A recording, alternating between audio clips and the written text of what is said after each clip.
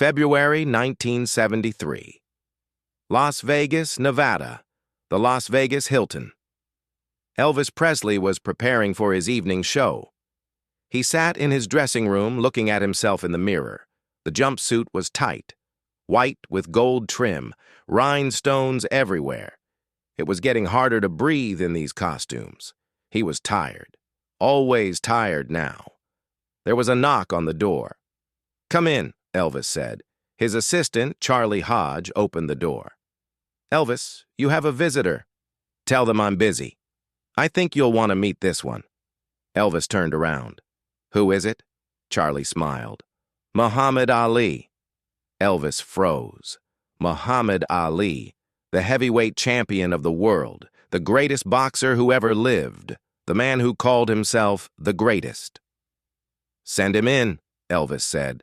The door opened, and Muhammad Ali walked in. He was tall, 6'3", broad shoulders, powerful frame. He wore a dark suit, a thin tie. His face was handsome, confident. He moved like a dancer, light on his feet, graceful. Elvis stood up. He was shorter than Ali, by 3 inches, but he didn't care. "Muhammad Ali," Elvis said, extending his hand. Ali smiled, that famous smile. "Elvis Presley, the king." They shook hands, firmly, respectfully. "I've wanted to meet you for a long time," Ali said. "Same here," Elvis replied. "I've seen your fights, you're incredible. And I've heard your music, you're incredible too." They both laughed. "Sit down," Elvis said, gesturing to a chair. Ali sat. Elvis sat across from him. They looked at each other. 2 men, 2 legends, 2 kings in their own worlds. "Why are you here?" Elvis asked. "I wanted to see your show," Ali said. "I'm in town for a few days. Thought I'd come watch the king perform." Elvis smiled. "You calling me king?" Ali grinned. "Why not? You're the king of rock and roll. I'm the king of the ring. We're both kings." Elvis laughed. "I like that." They talked for 30 minutes. About music, about boxing, about fame, about pressure, about what it's like to be at the top. "Do you ever get tired of it?" Elvis asked. "Tired of what?" "Being Muhammad Ali, being the greatest, always having to prove yourself." Ali leaned back. He thought for a moment. "Yeah, sometimes. But then I remember, this is what I was born to do. I'm not just a boxer. I'm a symbol. I represent something bigger than myself." Elvis nodded. "I get that. I feel the same way. I'm not just a singer. I'm Elvis. And Elvis has to be perfect all the time." "But you're not perfect," Ali said. Elvis looked at him, surprised. "None of us are," Ali continued. "We're human. We make mistakes. We fail. But that's okay. Because it's not about being perfect. It's about being real." Elvis stared at him. Nobody had ever said that to him before. "You're right," Elvis said quietly. Ali smiled. "I know I am. I'm the greatest, remember?" They both laughed. That night, Muhammad Ali sat in the audience and watched Elvis perform. And when Elvis sang "Can't Help Falling in Love," Ali stood up and applauded, loudly, proudly. After the show, they met backstage again. They hugged like brothers. "You were amazing," Ali said. "So were you," Elvis replied. "Thanks for coming." "Anytime, King," Elvis smiled. "Anytime, champ." They never saw each other again after that night, but they never forgot it either.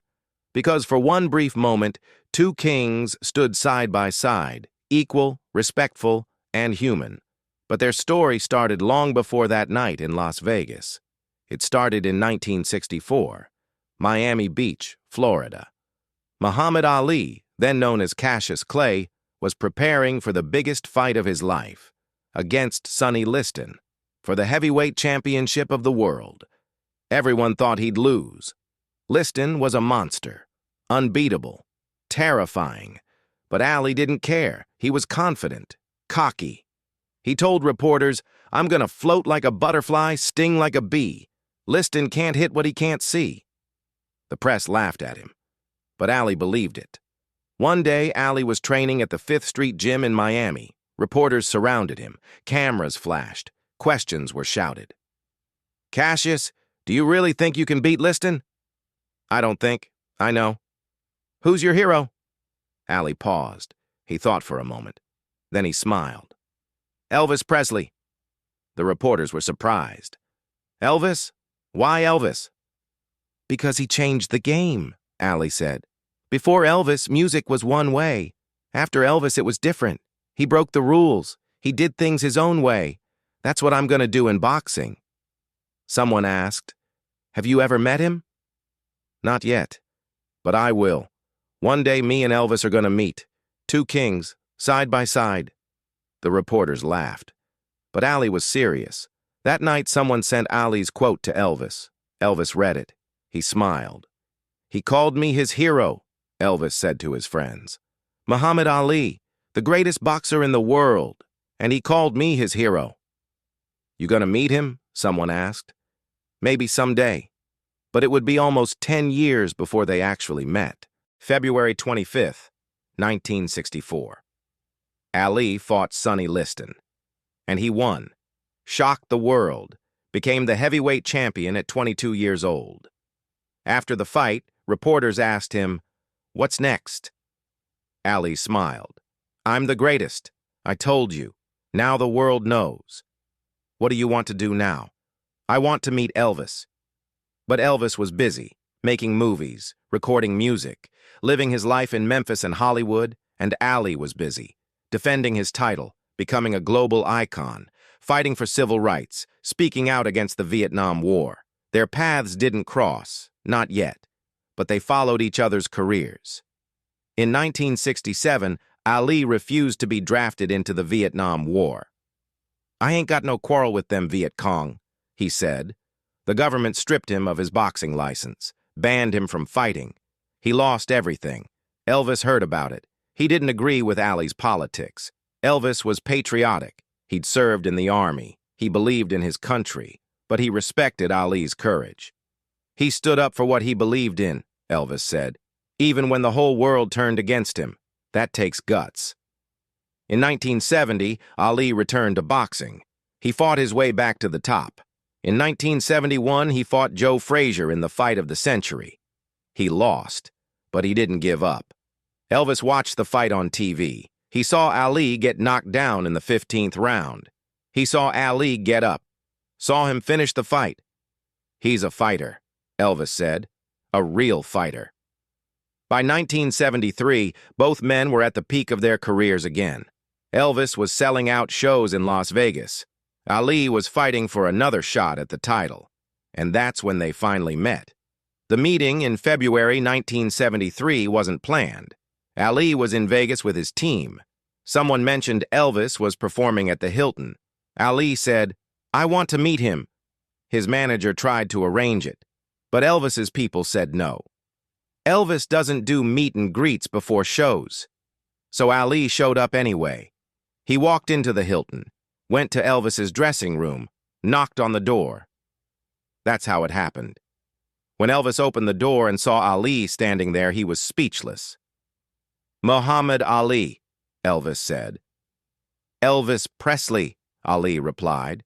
They shook hands, and that's when the conversation happened. The conversation about being kings, about pressure, about perfection.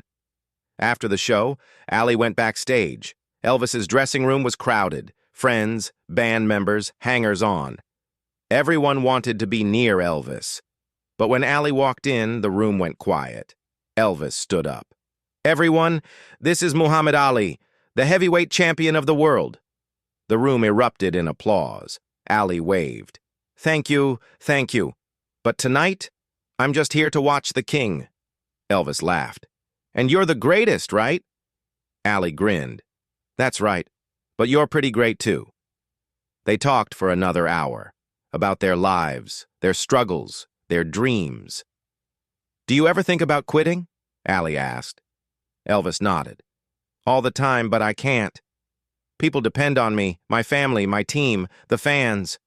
If I quit, what happens to them?" "I feel the same way," Ali said. Boxing is my life. But sometimes, I wonder what it would be like to just be normal. To walk down the street without everyone staring. We'll never be normal, Elvis said. We gave that up a long time ago. Allie nodded. Yeah, we did. Before Allie left, he said, "You know what I respect most about you?" What? You stayed true to yourself. You didn't let them change you. You did it your way. Elvis smiled. Same with you. You stood up for what you believed in, even when it cost you everything. They hugged, a long, genuine hug. Take care of yourself, Elvis, Allie said. You too, champ. Allie walked out. Elvis watched him go, and for a moment he felt understood. For the first time in years, someone got it. Someone understood what it was like to carry the weight of being an icon. Over the next few years, Elvis and Ali didn't stay in close contact, but they sent messages through mutual friends. They followed each other's careers. In October 1974, Ali fought George Foreman in Zaire, the rumble in the jungle. Everyone thought Ali would lose. Foreman was younger, stronger, faster, but Ali won. Knocked Foreman out in the 8th round, became heavyweight champion again. Elvis was in his room at Graceland when he heard the news. He smiled. The champ did it. He's back. In October 1975, Ali fought Joe Frazier in the Philippines, the Thrilla in Manila. One of the greatest fights in boxing history. Ali won, but barely. Both men were brutalized. Elvis watched the fight on TV. He saw Ali collapse after the final bell. He saw the toll it took on him. He's killing himself, Elvis said quietly. By 1977, both men were struggling. Elvis was overweight, addicted to pills. His health was failing. He could barely perform. Ali was still fighting, but he was slower, older. His reflexes weren't what they used to be. In June 1977, Elvis performed what would be his final concerts. He looked terrible, bloated, exhausted, but he still went out there, still gave everything he had. Ali saw footage of one of those shows. He shook his head. Elvis needs to stop. He's gonna kill himself. Someone asked Ali, "Why don't you call him? Tell him to quit." Ali sighed. Because he won't listen. Just like I won't listen when people tell me to quit. We're fighters. We don't quit. Even when we should. On August 16th, 1977, Elvis Presley died. Ali was in training camp when he heard the news. Someone told him. He stopped punching the heavy bag. He just stood there. Elvis is dead? Yes. They found him this morning. Ali sat down. He put his head in his hands. He didn't cry, but he was quiet for a long time. Finally, he spoke. The king is gone. A reporter asked him for a statement. Ali said, Elvis Presley was one of the greatest entertainers who ever lived. He changed music. He changed culture. He was the king, and the world is less without him. He paused. Then he added, I met him once, in Las Vegas. We talked, and I'll never forget what he said to me. He said, we're not perfect. We're just human. And he was right. Elvis was human, just like the rest of us, and that's what made him great. Years later, in 1996, Muhammad Ali lit the Olympic torch in Atlanta. He was 54 years old. He had Parkinson's disease. His hands shook. His movements were slow. But when he held that torch, the world stood still. After the ceremony, a reporter asked him, what do you think Elvis would say if he saw this? Ali smiled. A slow, gentle smile. He'd say, you did good, champ. You did real good. In 2016, Muhammad Ali died. He was 74 years old. At his funeral, people remembered him as the greatest, as a champion, as an activist, as a legend. But some people also remembered his friendship with Elvis, how two kings from different worlds had met, had respected each other, had understood each other. Because that's what greatness is. It's not about being perfect. It's not about never failing. It's about being human, being real, being yourself. Elvis Presley and Muhammad Ali, two men who reached the top of their fields, two men who changed the world, two men who carried the weight of being legends. And for one night in Las Vegas in 1973, they stood together, not as icons, not as legends, but as men, as equals, as friends. "You're the king of rock and roll," Ali had said. "And you're the king of the ring," Elvis had replied. They both laughed, because they both knew the truth. There's only one king in rock and roll, and only one greatest in boxing. But on that night, they were both just men, trying to survive the weight of their own greatness. Elvis died at 42. Ali lived to 74. But they both left the same legacy. They changed the world. They inspired millions. They broke barriers. And they did it their way. Two kings, two legends, two friends. That's the story nobody tells. The story of the night Elvis Presley and Muhammad Ali met, talked, laughed, and understood each other in a way nobody else ever could. Because sometimes, the only person who can understand a king is another king.